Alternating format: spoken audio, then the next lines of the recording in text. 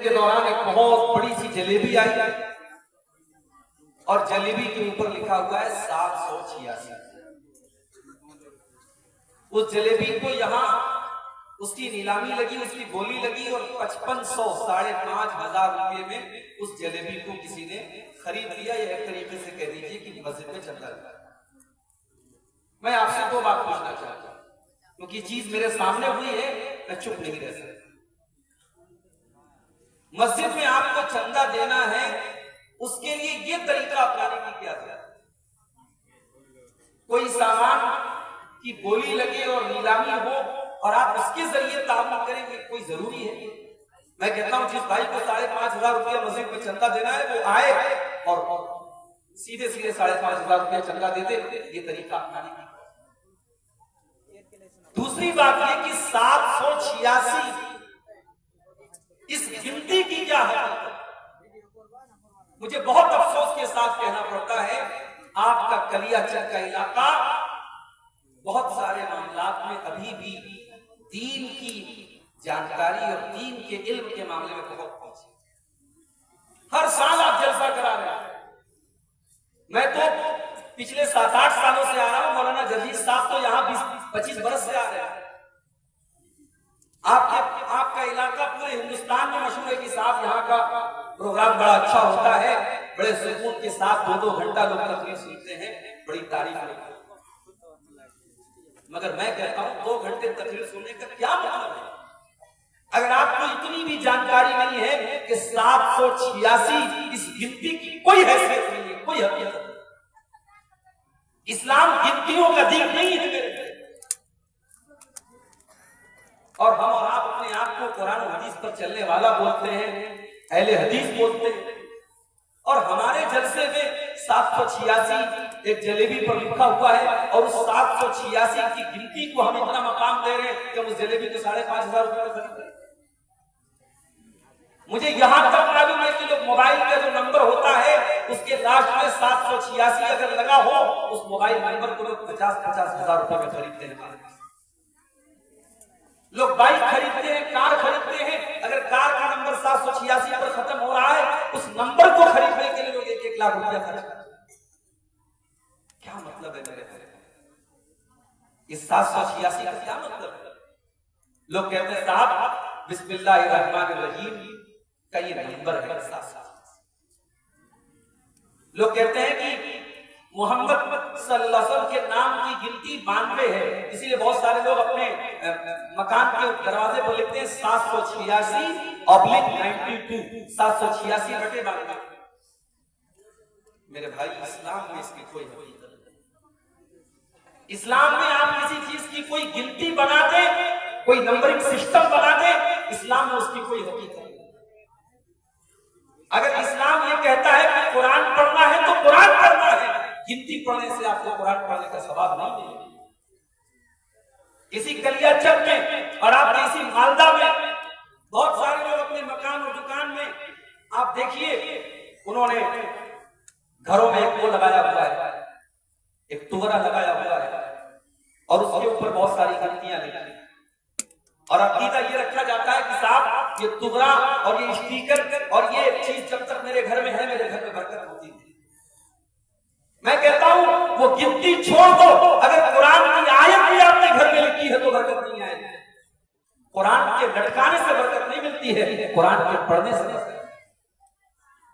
अल्लाह के नबी ने ये नहीं फरमाया कि आप अपने घर में सूरह बकरा को लटका लो, उसको घर में फ्रेम करके लगा दो, घर में शैतान भाग जाएगा। अल्लाह के नबी ने फरमाया जिस घर में सूरह बकरा पढ़ी जाती है उस घर में शैतान नहीं आता। तो मेरे भाई, 2 घंटा तकरीर अगर आप सुनते हैं तो उस तकरीर का असर भी लेकर के जाइए। सिर्फ एक कान से सुन करके दूसरे कान से हमें उड़ाना नहीं है। दुआ कीजिए अल्लाह हम सबको अमल करने की। बहुत अच्छा प्रोग्राम चल रहा है मस्जिद की तामीर के लिए और मस्जिद के लिए ये जलसा हो रहा है। मैं उम्मीद करता हूं कि आपको कहने की जरूरत नहीं पड़ेगी। मेरी माएं बहनें भी बैठी हैं, मेरे भाई हज़रात भी बैठे हैं। जितनी ताकत आपके अंदर हो, आप यहां से इस प्रोग्राम वालों ने मजबूरी थी मुझसे ये स्टेज की जो रौनक है ये भी मुनासिब बात नहीं है। ये कोई शादी का मंडप नहीं है, ये कोई दुनिया का काम नहीं है, ये दीन की मजलिस है, जो कुरान और हदीस यहां पढ़ा जाता है। आपका स्टेज, आपका प्रोग्राम, आपका शामियाना सिंपल होना चाहिए। अहले हदीस की पहचान उसकी सादगी से। इतना तड़क भड़क और स्टेज के ऊपर और शामियाने के ऊपर लाखों रुपए खर्च करना ये बिल्कुल मुनासिब नहीं है। अगर आपके पास पैसे बहुत ज्यादा हैं, पैसे खर्च करने के बहुत सारे तरीके हैं, अपने स्टेज को सिंपल बनाइए। ये पैगाम जाए कि हाँ, कलियाचक में जो प्रोग्राम होता है बड़े बेहतर तरीके से, बड़े सिंपल तरीके से, बड़े सादा तरीके से वहां प्रोग्राम होता है। मैं उम्मीद करता हूं कि इस पर भी अच्छा। मेरे भाइयों, मुझे आज के प्रोग्राम के लिए जलसे के ऑर्गेनाइजर्स ने कोई मौजू नहीं दिया है, कोई टॉपिक नहीं दिया। मैंने अपने हिसाब से, अपने दिमाग से मेरे जहन में एक बात आई, एक ऐसा मौजू जिस पर इस वक्त हम सबको बहुत ज्यादा बोलने की और काम करने की जरूरत है। और मौजू क्या है? इस्लाह मुआशरा। समाज को कैसे सुधारा जाए, सोसाइटी को कैसे सही किया जाए, समाज के अंदर जो चीजें बर्बाद कर रही है, नष्ट कर रही है, समाज को डिस्ट्रॉय कर रही है, उन चीजों को कैसे समाज से खत्म किया जाए, इस पर आज हम कुछ डिस्कस करेंगे। इस पर आज मेरे भाइयों, समाज हमसे और आपसे, अगर हम ये चाहते हैं कि समाज सही हो जाए, समाज सुधर जाए, तो पहले हमें और आपको खुद को सुधारना है। मसला यह है कि आज हम ये चाहते हैं सब लोग सुधर जाएं, लेकिन हम ना सुधरे। नमाज ना पढ़ने वाला बाप भी ये चाहता है मेरा बेटा नमाजी बन जाए, नमाज ना पढ़ने वाली मां भी चाहती है मेरी बेटी नमाजी बन जाए।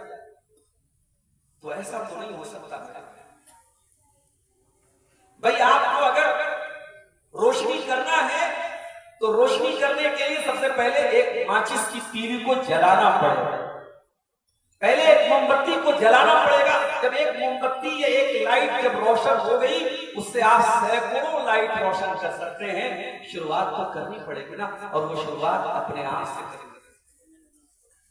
अंग्रेजी में एक कहावत है, चैरिटी बिगिंस एट होम। नेकी की शुरुआत अपने घर से की जाती है, अपने आप से की। इसीलिए अल्लाह ताला कुरान करीम के 28वें पारे में फरमाता है, या अय्युहल्लज़ीना आमनू कू अनफुसकुम व अहलीकुम नारा। ऐ ईमान वालों, ऐ अपने आप को मुसलमान कहने वालों, ऐ मेरे आखिरी नबी का कलमा पढ़ने वालों, ऐ अपने आप को मोमिन कहने वालों, मुसलमान कहने वालों, कू अनफुसकुम व अहलीकुम नारा।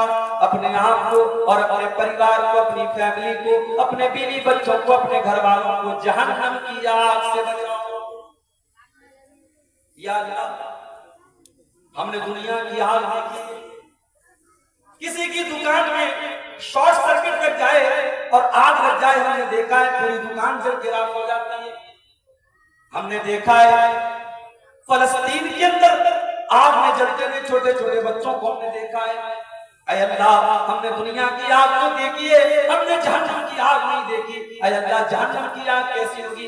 फरमाया, वक़ूदुहन्नासु वल हिजारा। जहन्नम की आग का ईंधन इंसान और पत्थर होंगे। जहन्नम की आग पेट्रोल से नहीं जलेगी, डीजल से नहीं जलेगी, कोयले से नहीं जलेगी, लकड़ी से नहीं जलेगी, उसका ईंधन इंसान और पत्थर होगा। ऐ अल्लाह, दुनिया में एक मुजरिम को सजा होती है, वो मुजरिम जज से सौदेबाजी कर लेता है, अच्छे वकील को हायर करके पुलिस वालों से साठगांठ कर लेता है। बड़े बड़े बाहुबली, बड़े बड़े गुंडा लोग जेल के अंदर भी आराम से एसी के कमरों में रहते हैं। ऐ अल्लाह, क्या जहन्नम की जेल में भी साठगांठ हो जाएगी? ऐ अल्लाह, क्या क्या जहन्नम में जाने वाले भी रिश्वत दे देंगे? फरमाया नहीं, अलैहा मलाइकतुन गिलाजुन शिदादुन ला यासूनल्लाह।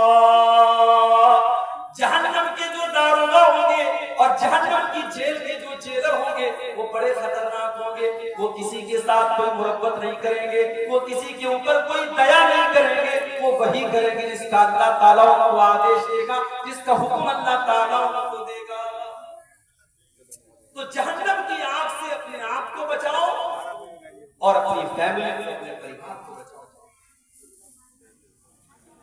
एक साहब की बेटी की शादी है, उन्होंने मुझे व्हाट्सएप पर कार्ड भेजा, मौलाना साहब आपकी दावत है। मैंने कहा अच्छी बात है, इंशाअल्लाह शिरकत होगी। फिर उन्होंने दूसरा मैसेज किया, मौलाना साहब आपकी फैमिली की भी दावत है, आपको पूरे परिवार के साथ हम दावत दे रहे हैं। मैंने कहा अच्छी बात है, पूरे परिवार को लेकर के आए।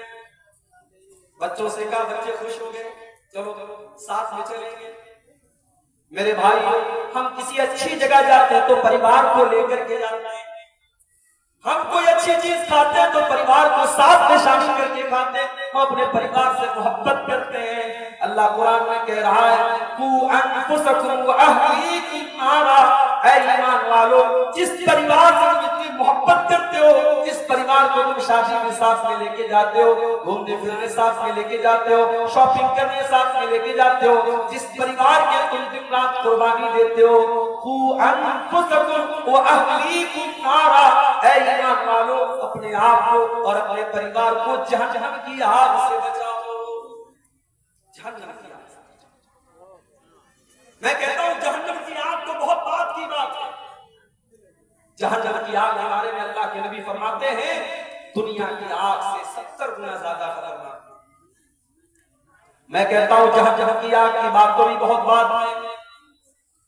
अगर हमको सिर्फ ये पता लग जाए हमारे घर में सिलेंडर फट गया, अल्लाह न करे, अल्लाह न करे हमको ये पता लग जाए कि हमारे घर के अंदर आग लग गई, बच्चा और बीवी खतरे में, हम अपनी जान को जोखिम में डाल करके अपने बीवी बच्चों को बचाएंगे। मेरे प्यारे साथियों, जिस परिवार से भी मोहब्बत करते हो, अल्लाह कुरान में कह रहा है, कू अनफुसकुम व अहलीकुम नारा। ऐ ईमान वालों, अपने आप और अपने परिवार को जहन्नम की आग से बचाने की चिंता क्यों नहीं करते? समाज को सुधारना, पहले अपने आप को बचाओ, अपने परिवार को बचाओ। जब हर आदमी अपने आप को बचाएगा, अपने परिवार को बचाएगा, पूरे समाज की इस्लाह हो जाएगी, पूरा समाज सुधर जाएगा। अब्दुल्लाह बिन मसूद को देखो, रात में तहज्जुद की नमाज पढ़ रहे हैं और तहज्जुद की नमाज पढ़ते हुए वो कुरान का 15वां पारा पढ़ रहे हैं। सूरह कहफ की आयतें उनकी जुबान पर जा रही है। मुझे नहीं पता कलियाचक वालों और सुल्तानगंज वालों आप जुमा के दिन सूरह कहफ पढ़ते हो नहीं पढ़ते हो, लेकिन नहीं पढ़ते हो तो अल्लाह के वास्ते पढ़ा करो। मेरी माँ बहनों, आपसे भी कहना चाहता हूँ, जुमा के दिन जितने भी काम हो, बहुत सारे काम हमारी माएं बहनें पूरे हफ्ते में नहीं करती है, जुमा के दिन करती है। वॉशिंग मशीन लगा लेती है, पूरे हफ्ते का कपड़ा वो जुमा को धोती है। मैं मानता हूँ आपको जुमा के दिन ज्यादा काम होता है, मगर जुमा के दिन फजर की नमाज से लेकर के मगरिब की अजान के पहले पहले का जो टाइम है, इस टाइम के दौरान 15 मिनट और 20 मिनट का टाइम निकाल लो और सूरह कहफ पढ़ लिया करो। अल्लाह के नबी फरमाते हैं, जिसने जुमा के दिन सूरह कहफ पढ़ ली, अगले जुमा तक अल्लाह ताला उसको रोशनी अता फरमाएगा, उसको नूर अता फरमाएगा। और जब अल्लाह का नूर हमें मिल जाएगा तो एक हफ्ते तक हम उसकी बरकत को महसूस करेंगे। मेरे प्यारे साथियों, इसलिए जरूर 15 से 20 मिनट का टाइम लगता है, आप वक्त निकाल करके सूरह कहफ की तिलावत जरूर कर लिया करो। मेरी माए बहने आप भी कर ले, मेरे भाई कल जुमा का दिन है, आप ये काम जरूर करें। अब्दुल्लाह बिन मसूद तहज्जुद की नमाज पढ़ रहे हैं। तहज्जुद की नमाज के दौरान सूरह कहफ की तिलावत कर रहे हैं और सूरह कहफ पढ़ते हुए अब्दुल्लाह बिन मसूद कुरान की इस आयत के ऊपर पहुंचते हैं। अल्लाह फरमाता है कि जब हजरत मूसा और हजरत खजिर अलैहिस्सलाम, जब इन दोनों का गुजर एक गांव के पास से हुआ, जब ये दोनों एक गांव से गुजरने लगे, अल्लाह फरमाता है फअबौ अन युदय्यिकुहुमा फवजदा फीहा जिदारन युरीदु अन यंक़ज़ फ़अक़ाम। जब हज़रत मूसा और हज़रत खज़र उस गांव में गए तो इन्होंने खाना मांगा, भूखे थे, प्यासे थे, इन्होंने खाना मांगा। गांव वाले बड़े कंजूस, मक्खी चूसते, उन्होंने खाना देने से इनकार किया। गांव वाले बखील थे, कंजूस थे, उन्होंने उस दौर के 2 नबियों को खाना नहीं खिलाया। हजरत मूसा को बड़ा गुस्सा आया, ये दोनों थके हारे एक जगह बैठ गए। हजरत मूसा ने देखा, हजरत खज़र ने देखा कि एक मकान की दीवार टेढ़ी और गिरने वाली है। हजरत खज़र खड़े हुए और उन्होंने खड़े होकर के उस दीवार को सीधा कर दिया। हजरत मूसा ने कहा, लौ शीता लत्तखज़्ता अलैहि अजरा। ऐ खज़र, आपको ये दीवार फ्री में नहीं ठीक करनी चाहिए थी। इन कंजूस लोगों ने हमें एक टाइम का खाना भी नहीं खिलाया। ऐ खज़र, अगर आपको दीवार ठीक करना ही था तो इसकी कोई उजरत ले लेते, कुछ पैसा ले लेते, आपको फ्री में ये काम नहीं करना चाहिए। हज़रत खज़र ने जवाब दिया, व अम्मल जिदार फकाना लिगुलामैनि यतीमैनि फिल मदीना व काना तहतहु कंजुल लहुमा व काना अबूहुमा सालिहा। ऐ मूसा, वो दीवार तो यतीम बच्चों के मकान की दीवार है, और ऐ मूसा, उस मकान की दीवार के नीचे उनके बाप ने मरने के पहले खजाना छुपाया हुआ था। अगर दीवार गिर जाती, खजाना सामने आ जाता और खजाना गांव के लोग लूट के लेके चले जाते। ऐ मूसा, अल्लाह ताला ने मुझे ये हुक्म दिया कि उन बच्चों का खजाना अगर गांव वाले लूट लेंगे, बच्चों के साथ बड़ी नाइंसाफी हो जाएगी। अल्लाह ने मुझे हुक्म दिया कि मैं दीवार को सीधा कर दूं, ताकि कल जब वो बच्चे जवान हो जाएं तो अपने बाप का खजाना हासिल करें। अब यहाँ पे जो बात पॉइंट की है, बड़े गौर से सुनिएगा, यहाँ जो पॉइंट की बात है वो क्या है? वकाना अबूहुमा सालिहा। उन दोनों यतीम बच्चों का बाप एक नेक इंसान था। बाप जब नेक था तो अल्लाह ताला ने नेक बाप का खजाना डूबने न दिया, नेक बाप के बच्चों को उसके खजाने से महरूम न किया। अब्दुल्लाह बिन मसूद जब कुरान की इस आयत पर पहुंचे, वकाना अबूहुमा सालिहा, उन बच्चों का बाप एक नेक इंसान था। इस आयत को पढ़ करके अब्दुल्लाह बिन मसूद रोने लगे, उनकी आंखों से आंसू बहने लगे। जब उन्होंने सलाम फेरा, उनका छोटा बच्चा सो रहा था। अब्दुल्लाह बिन मसूद ने अपने बच्चे की तरफ इशारा करके फरमाया, मिन अजलिका या बुनैया, ऐ मेरे बच्चे, तेरा बाप रात में तहज्जुद पढ़ रहा है, तेरा बाप रात में अल्लाह की बारगाह में आंसू बहा रहा है। ऐ मेरे बच्चे, तेरा बाप तेरे लिए ये सारा काम कर रहा है। ये काम, ये रातों में उठ करके इबादत करने का काम तेरा बाप तेरे लिए कर रहा है कि कल तू सुखी रहे, कल तू अल्लाह के यहाँ भी नजात पा जाए और दुनिया में भी तू चैन से रहे। ऐ मेरे बच्चे, तेरा बाप इसलिए ये काम कर रहा है। आज हम और आप अपने परिवार से बड़ी मोहब्बत करते हैं। मुझे तीसरी बच्ची पैदा हुई, मदरसे में पढ़ा रहा था, LIC वाला आया, उसको किसी ने बता दिया तो मौलाना वो तीसरी बेटी आया मेरे पास, मौलवी साहब तीसरी बेटी हुई। मैंने कहा आप कहने लगे, बेचारा बड़ा अफसोस है, कहने लगे, अरे मौलवी साहब तीसरी बेटी होगी। अभी मैं यहाँ आया, आपके गांव में एक साहब के यहाँ खाना खाया, मैंने उनसे पूछा आपके बच्चे कितने, उन्होंने कहा 3 बेटे हैं। कहने लगे, मौलवी साहब एक बेटी भी हो जाती है कितना अच्छा। बड़ा अच्छा लगा मुझे सुन के। बेटी नहीं है तो आदमी तमन्ना कर रहा है, आरज़ू कर रहा है, वरना आज हालात तो ये है जिसको 3 बेटी हो गई, लोग बेचारे तरस खाते हैं, ये तो 3 बेटियों का बाप। कोई तरस खाने की जरूरत नहीं है। बेटी कोई बोझ नहीं है, बेटी कोई अजाब नहीं है, बेटी कोई कलंक नहीं है। अगर 3 बेटियां हैं तो इंशाअल्लाह वो 3 बेहतरीन मुकद्दर लेकर के आती है अपने बाप के लिए, तो अपने बाप की किस्मत को जगाने के लिए आती है। और अल्लाह के नबी की हदीस है, जिसकी 3 बेटियां हो या 3 बहनें हो और उनको अच्छी तालीम दे, अच्छी तरबियत दे, अच्छी जगह उनकी शादी कर दे, तो वो 3 बेटियां या 3 बहनें अपने बाप के लिए या अपने भाई के लिए जहन्नम से नजात का जरिया बनेगी। इसलिए जिसको 2 बेटियां हैं वो ये तमन्ना और आरज़ू करे कि मुझे 3 बेटियां। LIC वाला मुझे समझाने लगा, मौलवी साहब ये पॉलिसी ले लीजिए, इतने पैसे आप हर महीने दीजिए, 20 साल के बाद जब आपकी बेटी जवान हो जाएगी, शादी के टाइम आपको बड़ा खर्चा होगा और लंबी चौड़ी महंगी शादी आपको करनी पड़ेगी, उस वक्त आपको ये पैसा काम देगा। मैंने कहा तुम चले जाओ, मुझे जरूरत है। आज अपनी औलाद के लिए आदमी एलआईसी की पॉलिसी ले रहा है। क्यों ले रहा है? चिंता, फिक्र है अपनी औलाद की। इस औलाद के मुस्तकबिल की इतनी फिक्र है, अगर वाकई में फिक्र करते हो अपने बच्चों की और अपनी औलाद की मेरे भाइयों, तो अपने आप को नेक बना लो, अपने आप को मुत्तकी बना लो, अपने आप को परहेजगार बना लो, अपने दिल में अल्लाह का डर पैदा करो, अपने आप को दीनदार बना लो। अल्लाह की कसम, इससे बड़ा इन्वेस्टमेंट कोई नहीं है, इससे बड़ा आपके अपने बच्चों के बेहतर फ्यूचर के लिए, बेहतर मुस्तकबिल के लिए इससे बड़ा कोई कदम नहीं है। अगर आप नेक हैं, अगर हम नेक हैं, हमारे बच्चों के मुस्तकबिल की हिफाजत अल्लाह ताला करेगा। इस तरीके से उन दो यतीम बच्चों के माल की हिफाजत